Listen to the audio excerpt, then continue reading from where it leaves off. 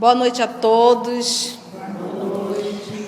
Hoje, 4 de julho de 2016, é assim com imensa alegria que estamos hoje iniciando a obra Renúncia. E vamos iniciar esse estudo fazendo a nossa prece, solicitando o amparo da espiritualidade maior e do nosso Senhor Jesus.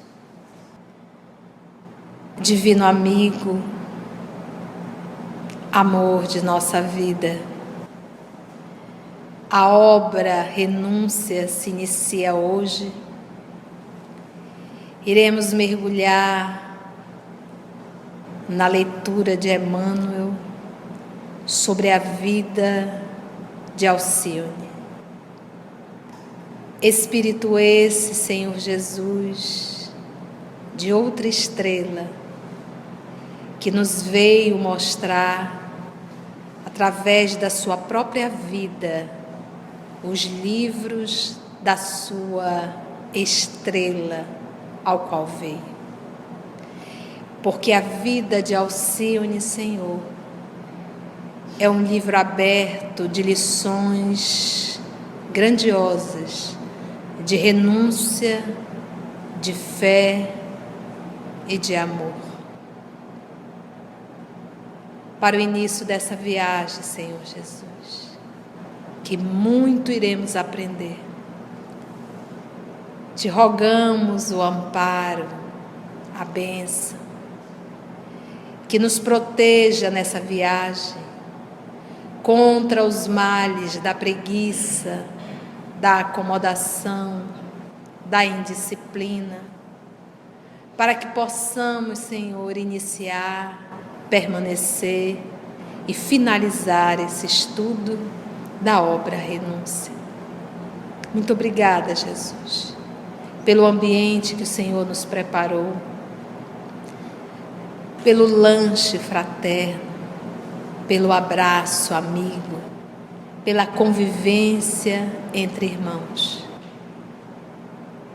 E que os nossos amigos espirituais, teus trabalhadores, Senhor, dessa casa, que com tamanha generosidade nos têm acompanhado e irão nos acompanhar nessa obra que ora iniciamos. Muito obrigada, amor de nossa vida, e muito obrigado a todos vocês, amigos espirituais, nos inspirem e nos conduzam nessa atividade. A introdução será feita por ele, por Emmanuel, nos apresentando Alcione. Então, não temos recapitulação porque estamos iniciando hoje. Todas as obras de Emmanuel, essas obras históricas, esses romances históricos, são fatos reais. Renúncia não é diferente. Também é um fato real. Logo na introdução do livro de vocês está lá. Aconteceu no século XVII, de Luís XIV, na França, na Espanha, Irlanda, e ela foi também às Américas. Heroísmo e martírio de Alcione. Muito bom.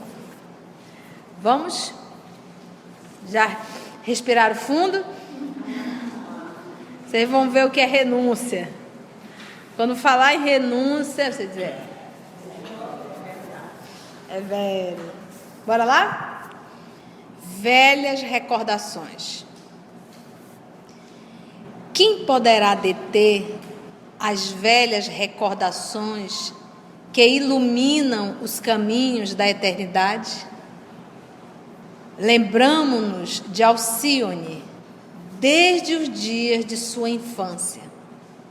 Muitas vezes a vi com o padre Damiano num velho adro, eu vou sempre estar falando a palavra pela orientação do professor, é um espaço descoberto na frente das igrejas, tá? Um espaço como se fosse assim um pátio em frente à igreja. Num velho adro, pátio de Espanha, passeando ao pôr do sol. Não raro, levantava o semblante infantil para o céu e perguntava atenciosa: Padre Damiano, quem terá feito as nuvens que parecem flores grandes e pesadas, que nunca chegaram a cair no chão? Deus, minha filha, dizia o sacerdote. Como se no coração pequenino não devesse existir esquecimento das coisas simples e humildes, voltava ela a interrogar. E as pedras? Quem teria criado as pedras que seguram o chão? Foi Deus também. Isso já mostra aqui esse espírito, desde a infância já filosofando sobre a criação da terra. Aí você já está notando quem é a criatura que está se aproximando. Então, após meditar de olhos mergulhados num grande crepúsculo, a pequenina exclamava: Ah, como Deus é bom! Ninguém ficou esquecido. E era de ver-se a sua bondade singular, o interesse pelo dever cumprido, dedicação à verdade e ao bem. Cedo, diz Emmanuel, compreendi que a família afetuosa de Ávila se constituía de amizades vigorosas, cujas origens se perdiam no tempo. Então, essa família de Ávila, ao qual nós vamos estudar, já estiveram junto em outras encarnações. Cedo compreendi que a família afetuosa de Ávila se constituía de amizades vigorosas, cujas origens se perdiam no tempo. Os anos, e aí ele faz, o que são os anos? Minutos do relógio na eternidade. Os anos, 12 meses, é 1 minuto no relógio da eternidade. Correram sempre movimentados e cheios de amor. A criança de outros tempos tornara-se a benfeitora cheia de sabedoria. Sua vida não representava um feixe de atos comuns, mas um testemunho permanente de sacrifícios santificantes. Desde a primeira juventude, Alcione transformara-se em centro de afeições, em fonte de luz viva, em que se podiam vislumbrar as claridades augustas do céu. Sua conduta, na alegria e na dor, na facilidade e no obstáculo, era um ensinamento generoso em todas as circunstâncias. Seja na alegria ou na dor, ela sempre nos trazia uma grande lição. Nós vamos aprender muito com Alcione. Creio mesmo que ela, olha a palavra, nunca satisfez a um desejo próprio. Nunca. Mas nunca foi encontrada em desatenção aos desígnios de Deus. Sempre colocando a vontade de Deus acima da dela. E sempre colocando o outro em primeiro lugar em relação a ela. Quando nós pegamos alguns comportamentos desses espíritos superiores, a gente até se revolta, dizer como que ele não falou, como que ele não se defendeu. O próprio Cristo que se entregou em uma cruz. E ele poderia fazer, se ele conseguiu parar o temporal, o vento, a chuva e o trovão. Mas eles se entregam para que fique a lição. Entendeste? Pensando no outro antes de pensar em si mesmo.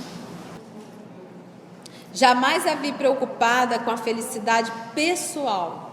Entretanto, interessava-se com ardor pela paz e pelo bem de todos. Demonstrava cuidado singular em subtrair aos olhos alheios seus gestos de perfeição espiritual. Enquanto nós fazemos questão de mostrar bondade, ela fazia questão de que não arrotulasse de uma criatura boníssima. Ela fugia aos elogios. Entendeu? Fugia. Repetindo a história do próprio Francisco Cândido Xavier, contado pela Nena, na Semana Chico Xavier, que ele foi dar uma palestra, não, era lançamento de um livro, eles estavam em um grande espaço e tinha um cidadão que era político, e o cidadão, com o microfone, dizia: porque o nosso irmão Chico, os santos dos nossos dias, e o homem repetia: os santos. Ele olhou assim para a Nena e disse: eu não aguento mais. Alguém para esse irmão, porque isso está me fazendo mal. O santo dos nossos dias. Então essas almas, realmente esse tipo de espírito, eles não querem aplaudir. Não querem, nem, e muito menos ser apontado como santo. Embora seja. Demonstrava cuidado singular em subtrair aos olhos alheios seus gestos de perfeição espiritual, porém queria sempre revelar as ideias nobres de quantos a rodeavam, a fim de os ver amados, otimistas e felizes. Minhas experiências rolaram devagarinho para os arcanos do tempo. A morte do corpo arrastou-me a novos caminhos e, no entanto, jamais pude esquecer a meiga figura de anjo em trânsito pela terra. Diz assim: olha, eu já tive várias encarnações depois desta, mas eu nunca esqueço a experiência que tive vivendo com Alcione. Mais tarde, pude beijar-lhe os pés e compreender-lhe a história divina. Porque disse que quando estava na terra não deu para entender. Depois se reencontraram no mundo espiritual, ele disse: pude beijar-lhe os pés, e aí ela foi me contar a história dela. Porquê de todo aquele sacrifício?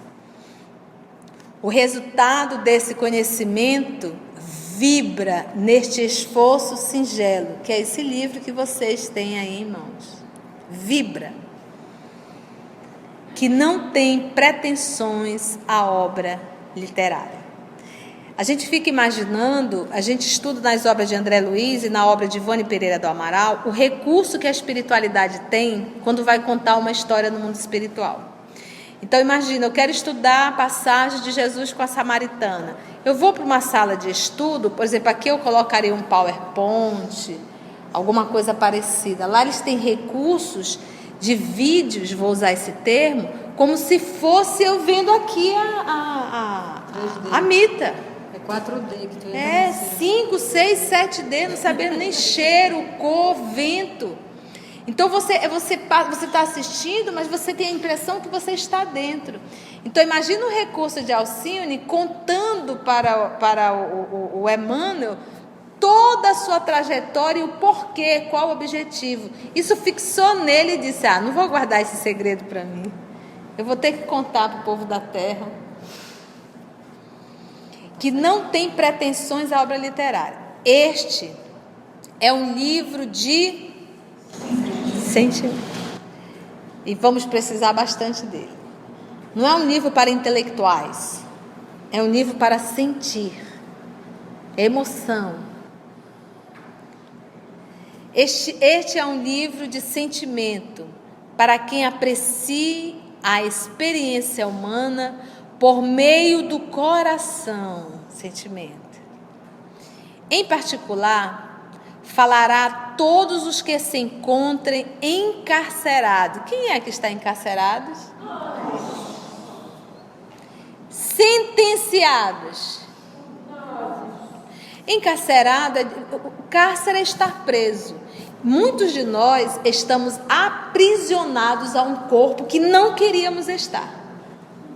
Aprisionados a uma situação social ao qual não queríamos estar. Está encarcerado. Você não tem como fugir da situação. O outro ponto ele coloca sentenciados. O que é isso? O que é uma sentença? Pagar.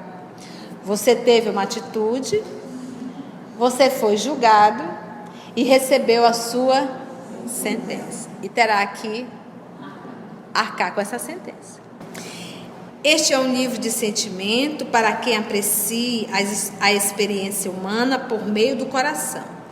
Em particular, falará a todos os que se encontram encarcerados, que nós já estudamos, sentenciados, que também já esquecidos daquele amor que cobre a multidão dos pecados. Não é alguém esquecido de nós, somos nós que esquecemos o amor que nos liberta. É o amor, aquele amor que Chico nos falou, o amor que dá sem absolutamente nada esperar. Sentenciar, esquecidos daquele amor que cobre a multidão dos pecados, consoante os ensinamentos de Jesus. A maioria dos aprendizes do Evangelho deixa-se tomar, em sentido absoluto, pelas ideias de resgate escabroso, de olho por olho, ou então pela preocupação de recompensas na terra ou no céu. Não é verdade assim?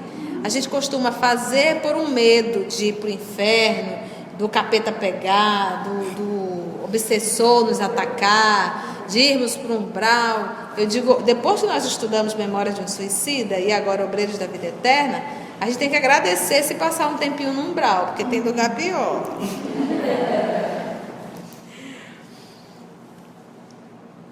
Aqui, e ele diz, ou então pela preocupação de recompensas na terra ou no céu. Recompensa é, eu estou fazendo bem, aí eu dou aquela olhadinha para o céu e digo, Senhor, olha, estou fazendo bem. Nota aí. Note aí, tem que dar tudo certo as coisas aqui na terra. Isso é tão notório, quando a dor chega na vida desse trabalhador, desse cristão, que vai chegar, porque faz parte. Nós estamos num planeta de provas e expiações e nós somos espíritos em processo de evolução. Se eu não estiver na dor expiando um passado, eu estou passando por uma provação, para saber se eu amadureci. Uma criança, ela tem estrutura para dor? A criança, o que ela faz? Chora, ela berra, ela grita, ela faz um escândalo e a maior dor é a dela. Mas é uma criança. Então nós observamos ainda, muitos de nós, quando a dor bate em nossa porta, a gente age tal qual a criança. A gente se revolta, grita, berra e quer que o mundo pare para nos atender. Nós ainda não temos essa maturidade de olhar para a dor, seja ela física, seja ela emocional, seja ela de ordem moral, olhar para ela, não potencializar a dor e dizer quais lições que eu tenho que tirar disso daí. Com fé. Com fé. Quais lições que eu tenho que tirar disso daí? Então, a maioria dos aprendizes do Evangelho deixa-se tomar em sentido absoluto pelas ideias de resgate escabroso. Nós espíritas, então, chega alguém e nós temos essa mania perigosa. Chega alguém e diz assim, eu queria tanto engravidar, eu não consigo nessa encarnação. Aí a pessoa regala os olhos, você deve ter feito muito abortos. É assim mesmo. E a criatura fica, coitada, onde que leu isso?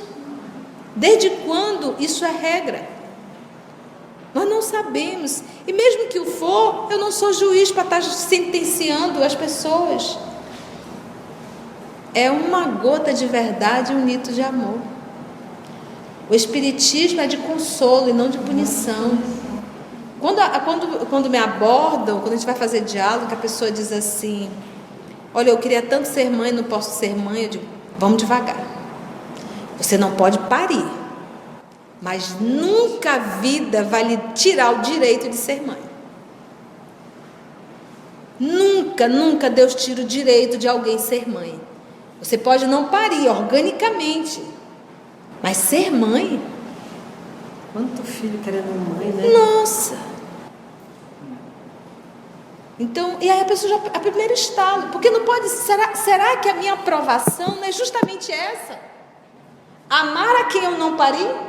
Porque amar a quem eu pari é um ato instintivo, é maternidade. Naturalmente eu já envolvo, já trago ao seio e quero alimentar. Então, de repente, a aprovação é essa, é aprender a amar a quem não veio do meu ventre. E a criatura embirra, eu também não quero não. É um ato infantil. Pode ser um ato infantil. Dever, né? Amar que pariu é dever. Daquele amor que cobre a multidão dos pecados, consoante os ensinamentos de Jesus. A maioria dos aprendizes do Evangelho deixa-se tomar, em sentido absoluto, pelas ideias de resgate escabroso, de olho por olho, ou então pela preocupação de recompensas, tanto na terra quanto no mundo espiritual. Você já quer ir para o nosso lar, né? Uma coluna. Aqui comentam-se reencarnações criminosas. Ali esperam-se tão só prantos amargos. Além, existem corações anelantes, e aí você anota aí para quem quiser, que anela, né, ofegantes, de remansado. Eu adoro o Emmanuel. Remansado vem de tranquilo, quieto, tá? E ocioso, pousio, é o pouso mesmo, né? Então, quanto de nós não queremos, por exemplo, espíritos imperfeitos, quer repouso, sombra, água fresca e coco gelado. Só mita. Porque não tem consciência do tempo perdido. Não tem noção. Então perde-se muito tempo. Espírito superior, esses espíritos que têm consciência do tempo, eles não admitem repouso por muito tempo. O necessário, mas sempre querendo ser útil. A Joana fez isso com o Divaldo. Divaldo fartou, o médico deu no máximo 2 meses de vida para ele, terrena. E ele ali na cama, respirando com muita dificuldade. Joana apareceu à beira da cama e disse assim: que tens? Ele pensou com ele: mas que anjo da guarda é esse que não sabe que eu infartei, estou mais morto do que vivo? Ele disse assim: minha irmã, eu infartei. Eu sou um homem 90% morto. E ela disse: qual é a vantagem? Você está falando com uma 100% morta. Levante e vamos trabalhar. E ele disse: ela quer me matar de vez. E como o centro espírita, a casa dele fica dentro do próprio centro, ele foi para atividade mediúnica com muita dificuldade, chegou lá, realizou o trabalho mediúnico, acabou dando uma comunicação, inclusive ela mesma. Mas quando terminou, ele: nada de angina. Ele disse: estou ótimo. Aí respirou melhor de novo, nada de angina. E aí ela apareceu e disse assim: como tu estás? 90% melhor. Então volte, vá dormir para não jogar fora o que lhe demos. E aí, e é interessante que nesse diálogo ela disse assim: quanto tempo o médico lhe deu? 2 meses de vida. Meu filho, se você passar 2 meses na cama, você não vai somar mais nada. Mas se você passar 2 meses trabalhando, você vai somar. Então é interessante, é matemática. Poxa, se eu reencarnei com o propósito de evoluir, por que eu vou ficar olhando o tempo passar? Passa tempo, eu estou perdendo tempo. Então eu tenho que aproveitar o tempo para o meu aprimoramento moral. E eles têm essa consciência.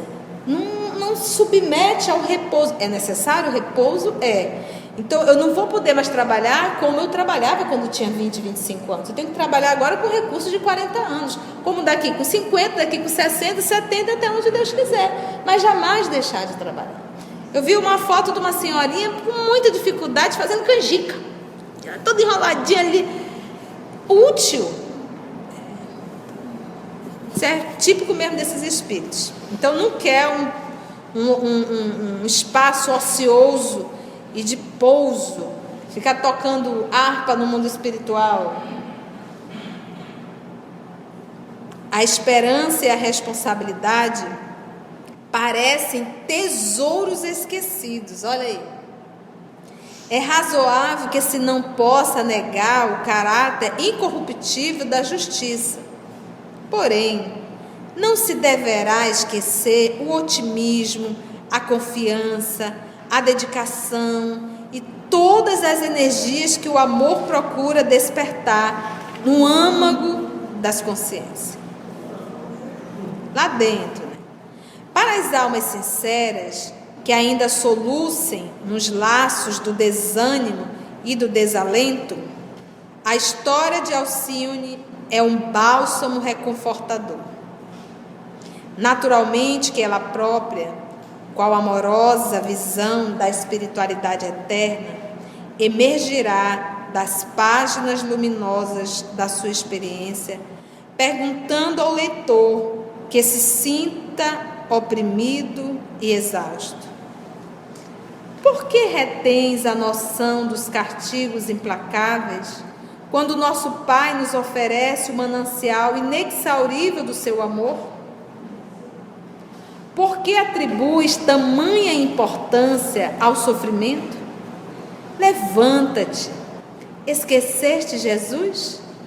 Já que o Mestre padeceu por todos, sem culpa, onde estás que não sentes prazer em trabalhar, de qualquer forma, por amor ao seu nome? A psicologia de Alcione é bem mais complexa do que se possa imaginar ao primeiro exame.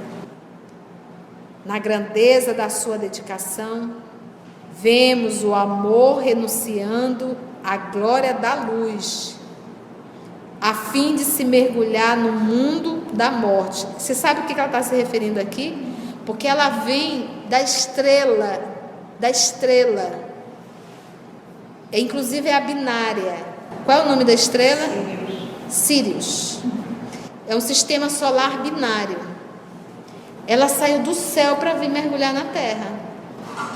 No mundo da morte. No mundo da morte. Então, esse sistema, o sistema de Sírius, é um sistema solar binário com seu conjunto de planetas, e ela faz parte desse sistema, aonde lá, com certeza, ela não se depara mais com as enfermidades que tem na Terra, enfermidades morais. E ela largou tudo isso com um único propósito. Essa frase aqui, na grandeza da sua dedicação, vemos o amor renunciando à glória da luz, a fim de se mergulhar no mundo da morte.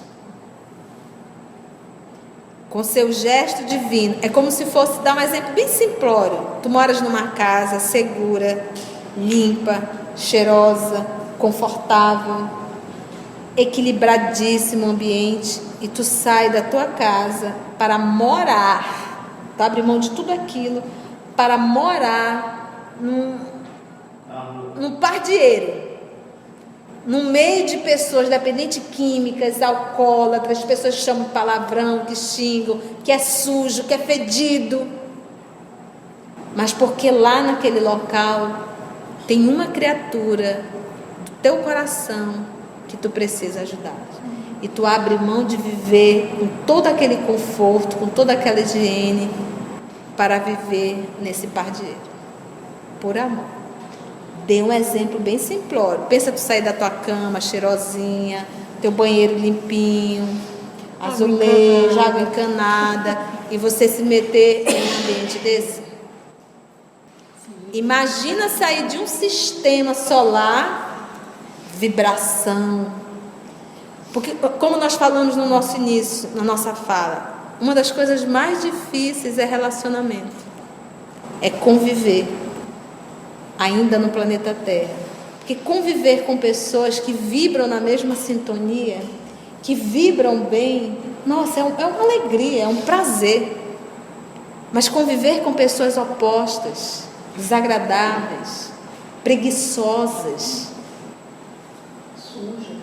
entendeste? Não é fácil, é muito difícil. Então imagina Alcione sair de lá e mergulhar. Por isso o nome do livro.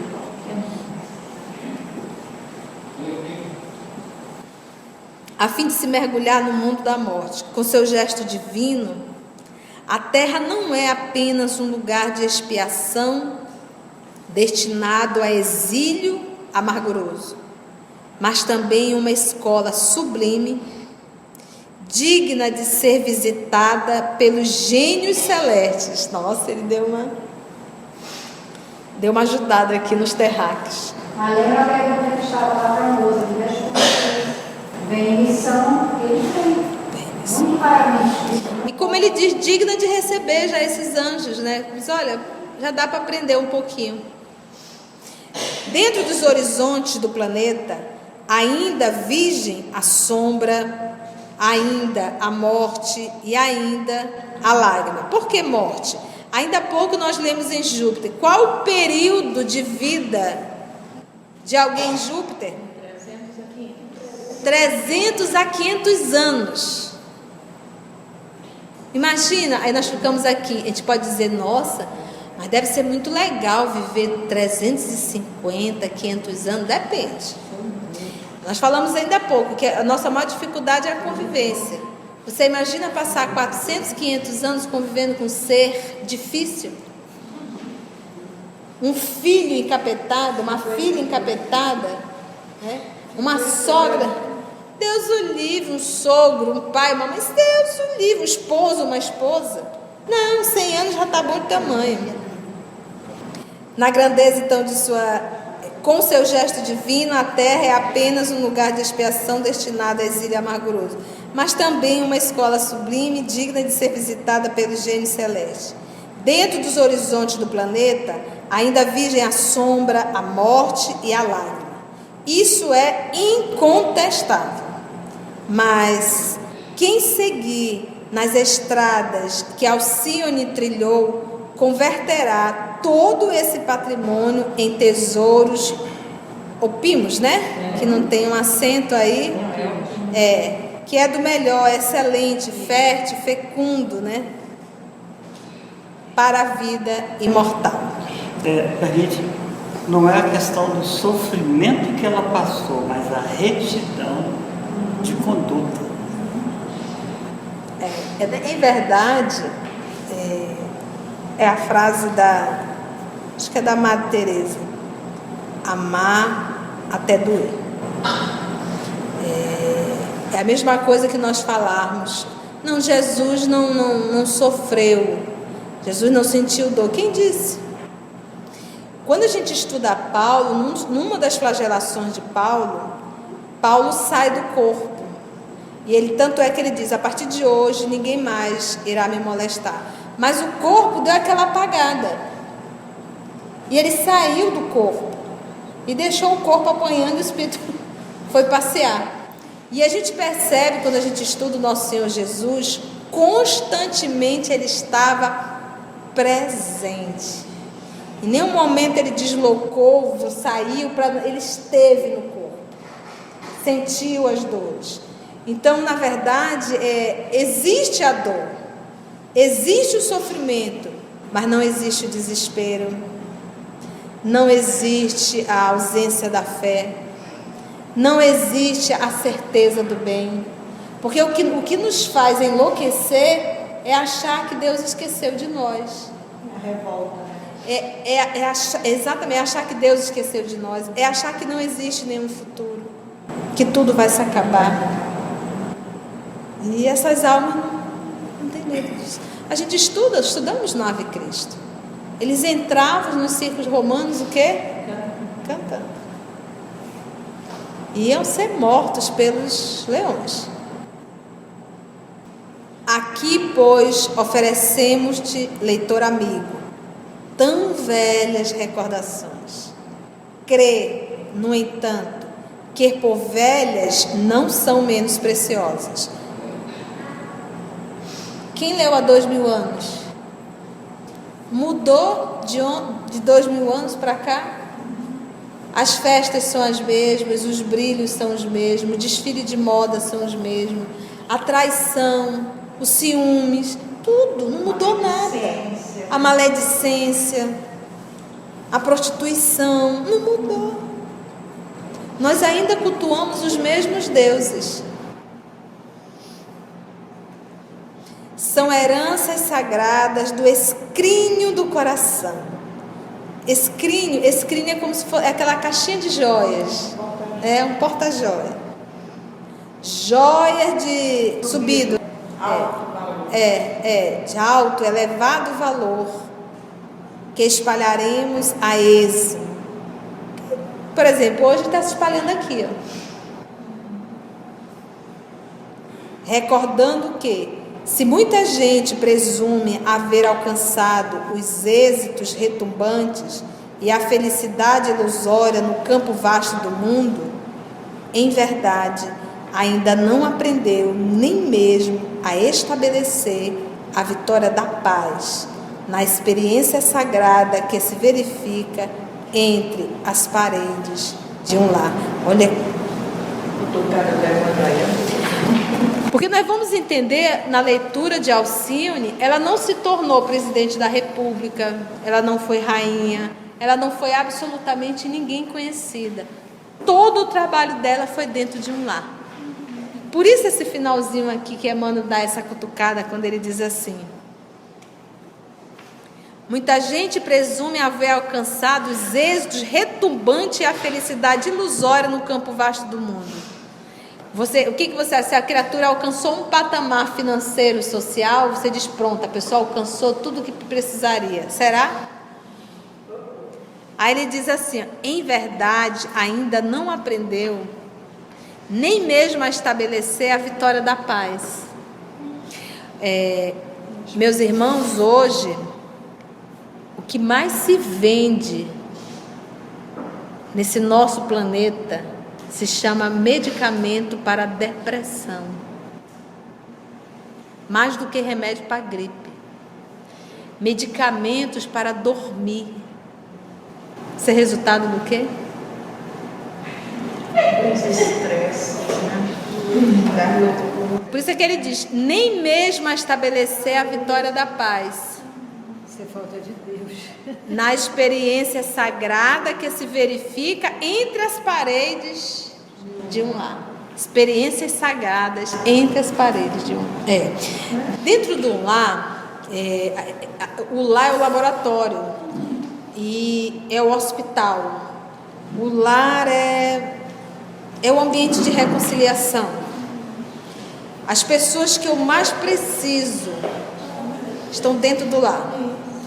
E às vezes eu tento salvar o mundo esquecendo o próprio lar. Então nós temos assim, situações às vezes muito difíceis dentro do lar.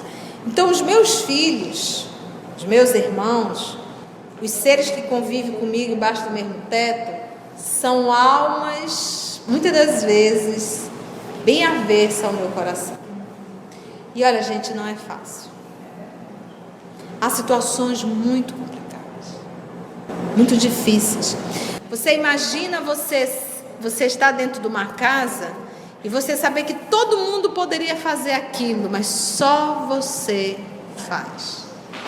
E você saber que os demais estão realmente numa situação de preguiça, de acomodação, de se fingir de morto.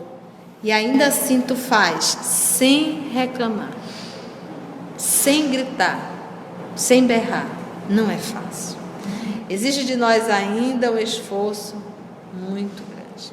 Aquela pessoa que tu serves está sempre pronta a te jogar uma pedrada, te maltratar.